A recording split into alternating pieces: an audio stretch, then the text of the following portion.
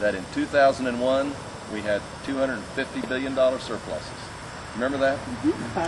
The fiscal house of this country had never been in better shape.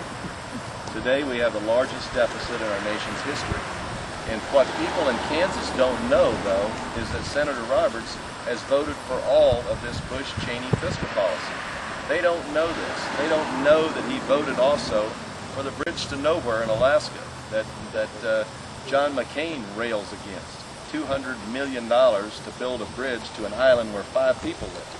You know, and people in Kansas are going to want to be asking, what in the world is my senator doing voting for that bridge in Alaska? But that's just one example of what I consider to be wasteful spending. I am a fiscal conservative. I believe that each generation of Americans has a moral obligation to pay its bills. It's a pretty simple concept. You know, we as parents wouldn't think about leaving a large unpaid balance on our credit card for our kids. And we wouldn't even think about doing that. But yet collectively as a nation, we're going to leave our kids an enormous pile of unpaid bills.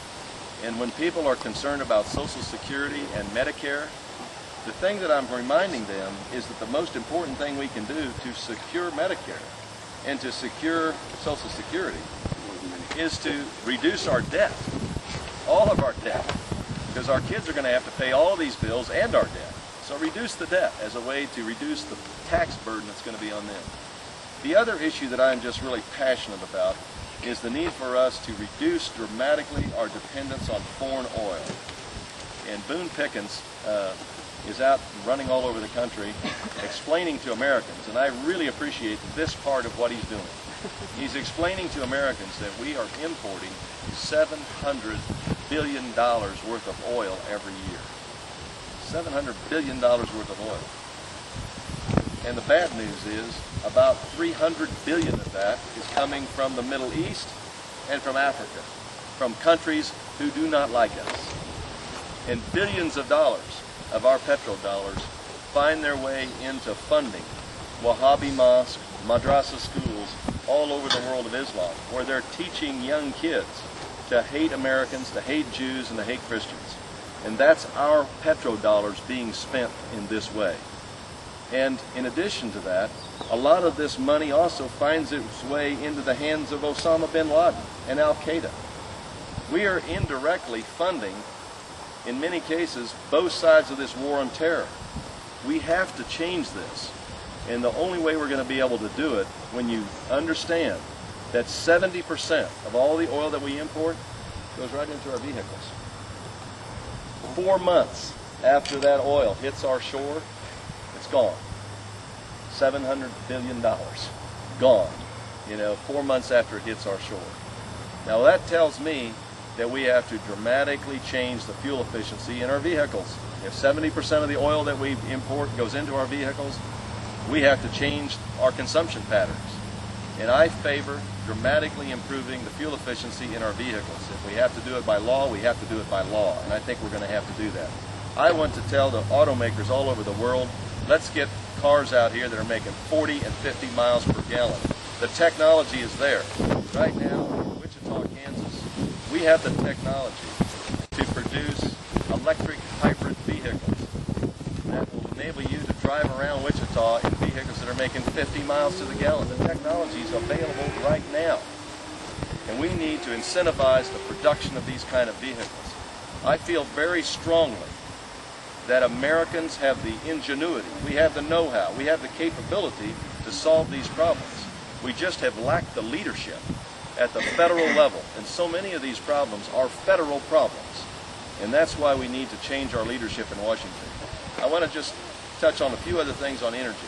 I favor immediately passing the production tax credits that will make clear to the developers of wind energy in Kansas that these production tax credits are going to be available permanently. Kansas has been called the Saudi Arabia of wind. And we need to take advantage of this. And we need to do everything we can to develop wind energy in Kansas. I want us also to develop other alternative sources of energy, solar.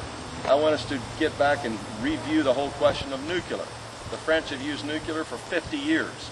and it's an environmentally, I think, clean way of producing a lot of electricity that we're going to need in the years ahead. I also want us to never give up on figuring out how to burn coal clean. We have a supply of coal, 200 or 300 years supply of coal. We have to learn how to use that in an environmentally sound way, and I believe we can. We can't develop and we can't accept a sort of a naysayer's approach, you might say, to these kind of problems. Let me touch on just another issue, and then I want to just have a conversation with you. I want to see us also do everything we can to expand the availability and affordability of health care in this country. Now, my focus and my priority will be to deal with low-income children. And I want to see us expand S-CHIPS. I want to see us pass that program, get it enacted into law, and I want every low-income child in America to have access to good health care. That is achievable.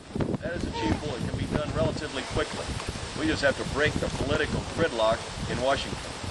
The next priority is to change the way Medicare buys drugs.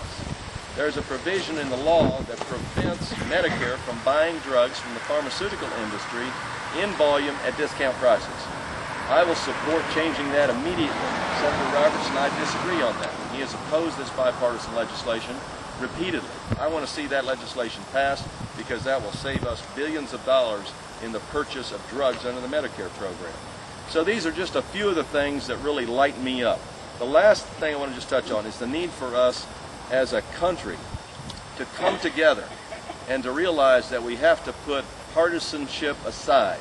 We have to be committed as patriots above partisanship. Let me just touch finally on Iraq. Okay, I opposed the war in Iraq from the beginning, and I happen to believe very strongly that it was one of the great mistakes of my generation. Okay. And Senator Pat Roberts was chairman of the Senate Intelligence Committee during the lead-up to the war in Iraq. It was his committee's responsibility to get this intelligence data right. Somebody on that committee should have told the American people one basic truth that was known at the time, and that is that Saddam had nothing to do with 9/11. Now, do you still want to go to war?